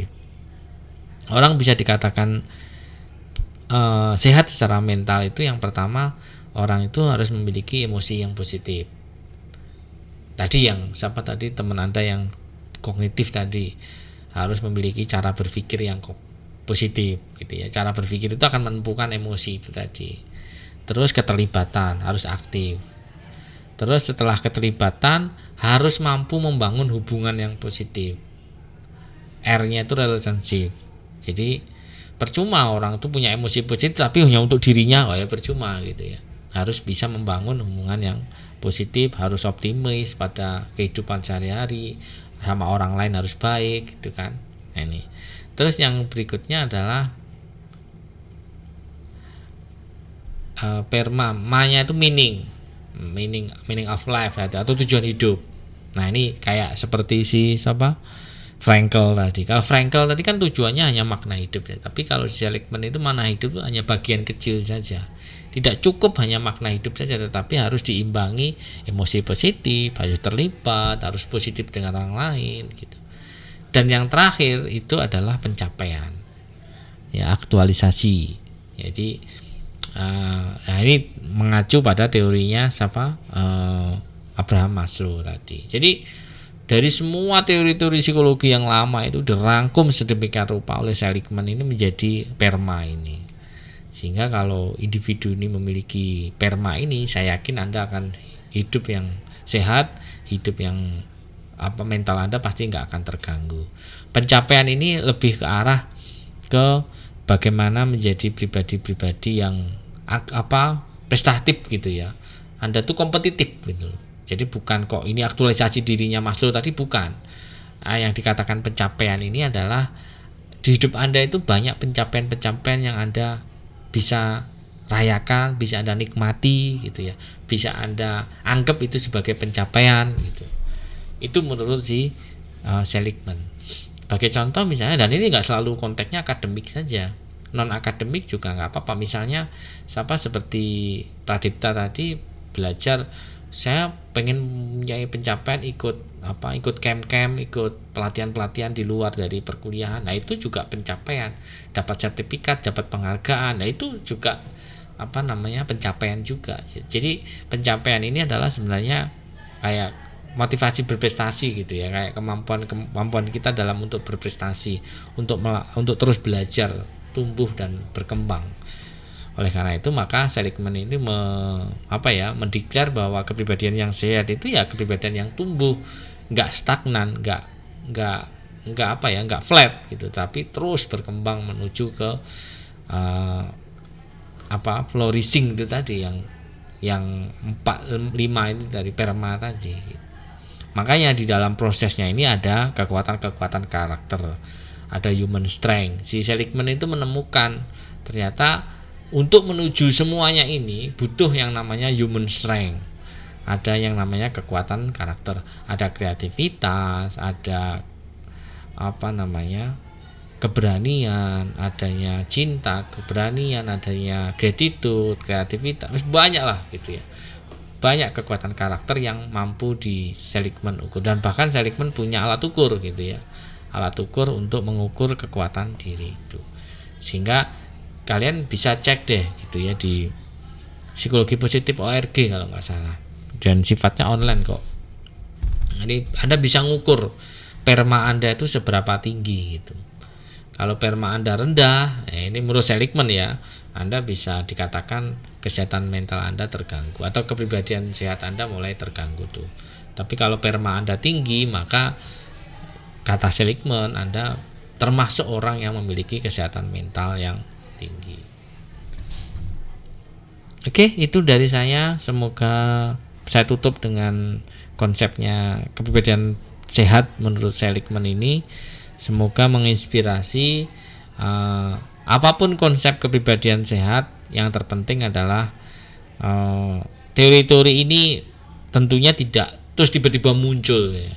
Teori-teori ini melalui proses yang panjang, melalui riset yang panjang, melalui penelitian yang panjang, sehingga ketika Anda mempertanyakan teori ini tentunya juga Anda harus melihat dulu seberapa effort penelitian ini, konsep ini dibuat. Jadi tidak hanya sekedar tiba-tiba muncul gitu ya. Ini bukan pandangannya Pak Adiatman, enggak, tetapi ini pandangannya Seligman. Makanya tadi saya sebut menurut ini bukan menurut saya. Kalau menurut saya nanti saya belum pernah melakukan riset yang panjang gitu.